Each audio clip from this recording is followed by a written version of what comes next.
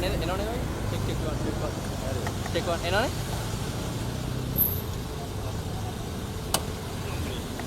good morning මේ මොකෝ දැන් ඔබතුමාද CID පැත්තේ එන්න කිව්වා අපි ආව බල්ල යන්නේ මේ ඔක දාන්න ගයිනේ ඒ කියන්නේ මොකක් සම්බන්ධවද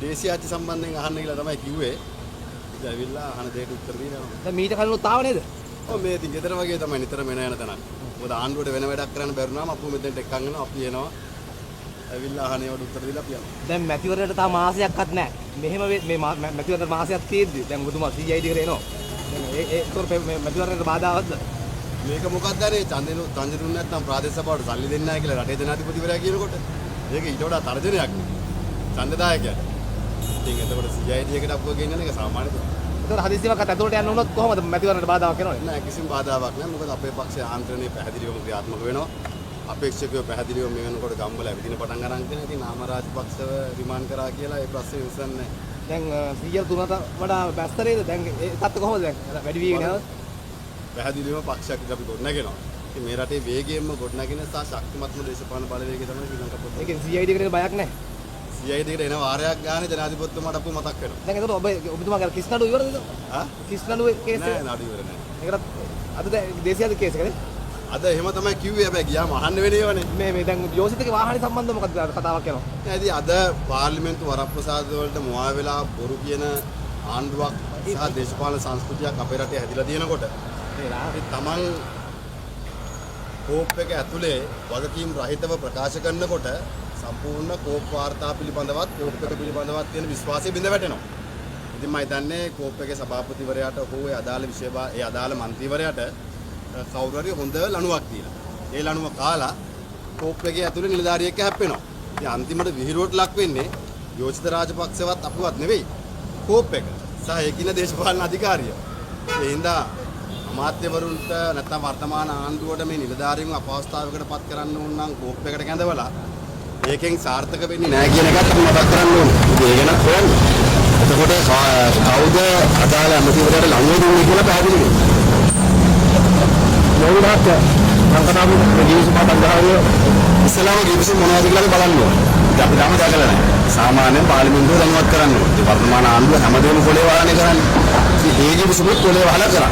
හැබැයි ඔය ක්‍රමයට 2014 දී සාම්පූර්ණ බලාගාරය හැදුවනම් උමාවේ හදන්න දුන්නා නම් ගෝඨාභය රාජපක්ෂ ආණ්ඩුවට බලශක්තියක් ඇති වෙන්නේ නැහැ. හැබැයි එදා විරුද්ධ වෙලා එදා ඉන්දියන් ව්‍යාප්තවාදයට එරෙහිව පන්ති පහ කළා එළියට බහැලා තරුණ දහස් ගණනක් මරාගත්තු ජනතා විමුක්ති පෙරමුණ අර මෝඩි අගමැතිතුමා එක්ක කටවල දාගෙන කිවිසුමක් සම්පූර්ණ. කොහොමද වාහන සම්බන්ධව වරදක් කරලා නැද්ද?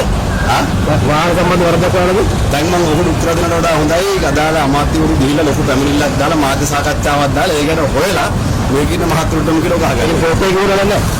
ඒ ෆෝටෝ එකේ කාලේ පරාදේදී මේ කවුරුේ මහත්තයා කියලා ලනුවක් දීලා. මේකෙන් අවසාන නිලධාරියට බයිනවා. ඒ වාහන ගෙනල්ලා තියෙන්නේ 2014ද 12ද 2012 14 අතරද නැත්නම් 2020 අතරද කියලා වාගන්න පුළුවන්. ඒක මන්නේ දැන් සියල්ලම එනකොට එන්න මට උත්තර දෙන්න ලෑස්ති. අයියෝ ඉස්පස්සා. දැන් මම හිතුව ජනාධිපතිතුමාට ගත්ත කොහොමද මේක? ඔස්මෝලිය කියලා. මේ මම සමාජ මාධ්‍ය දිහා මම ගෙදර යනකොට ගෙදර නම් හිටියා. ඒක මේ හොයාගන්න කරලා කියලා දාන්නේ. සමාජ මාධ්‍ය කියන්නේ දැන් මම නෙවෙයි කියන්නේ මේ ආණ්ඩුව යම්තුනේ කියන්නේ සමාජ මාධ්‍යවල බොරු කියලා. මම කියන්නේ නැහැ. මේ ඒකම මතේ මොකද දැන් මෝදි මහත්තුම ආපු ගල් ළඟද ඒකයි දැන් මේ ජාතික ජන බලවේගය ඉතින් ජනතා විමුක්තිවරු මොනම මේ මේකට විරෝධ බල කරානේ ඔබතුමාලා නාන්න කාලේ පෙළපාලි ගියා වකඩුවා ගහුවා වතර ගහුවා දැන් මොකද මේ විරෝධ ජනතා විමුක්ති පෙරමුණ සම්පූර්ණ කියන්නේ බොරුනේ ඒ යාළගේ ඉන්දියන් ව්‍යාප්තවාදයක් බොරුවා යාළගේ ඉන්දියන් විරෝධයක් බොරුවා අද ඒක යාළ විසින් උත්කල දින තියෙනවා අපිට තියෙන ප්‍රශ්නේ වෙන මේ දැන් ජනතා විමුක්ති පෙරමුණ මේ වෙනකොටත් IMF එකත් සමග රංගිකරණ ජනාධිපතිතුමා අසංකරපු කිවිසුමක් නිසා බදු අඩු කරන්න බැහැ කියලා කියනවා. බදු ප්‍රතිපත්තිය ප්‍රශ්නයක් කියලා කියන ජනතාවට සහන දෙන්න බැහැ කියලා කියනවා. හැබැයි එහෙම කියලා මෙතුමන්ලා ගිහිල්ලා මොන කිවිසුම් වල එකක වේද කියන අපි දන්නේ නැහැ. ඒ හින්දා මෙතුමන්ලාට මතක් කරලා දෙන්න ඕනේ. මෙතුමන්ලා මොන කිවිසුම් වල එකක වුණත් ඊළඟ පරම්පරා ගණනාවකට ඒක බලපාන. ඒ හින්දා පැහැදිලිවම අසං කරන කිවිසුම් පාර්ලිමේන්තුවට දාලා පූර්ණ දීර්ඝ කාලීන වශයෙන් සාකච්ඡා කරලා ලංකාවේ ඉන්ට්‍රස්ට් එක ලංකාවේ ජනතාවගේ අවශ්‍යතාවය සහ ලංකාවේ ජනතාවගේ වාසිදායක වන කිවිසුම් වලට එකක වෙනවා මිසක් වෙන කිවිසුම් වලට අපිට එකක වෙන්න බෑ. දේශීය පරිපෙන් ඉන්නවද? එතුමියට කැමීමක් කරයිද දන්නේ නැහැ. එතුමිය හරි ආසයි මේකේ ළමයි. ජනාධිපතිතුමාගේ ඉල්ලීමක් කරන දෙයක් නැද්ද? දැන් මේ එක සැරේ ඉවරයක් කරන්න හරි මොකක් හරිද? මොකද නැද්ද? නෑ ජනාධිපතිතුමාලගේ එක මිල්ලීම කරන් තියෙන ඡන්දේ කාලේ කියපු ඒවා ටික කරන්න පොරොන්දු වෙච්චා. ජනතාවට දෙන්න පොරොන්දු වෙච්චා. ඒව ටික කරන්න. මේක තමයි ජනාධිපතිතුමාගෙන් කරන් තියෙන ඉල්ලීම.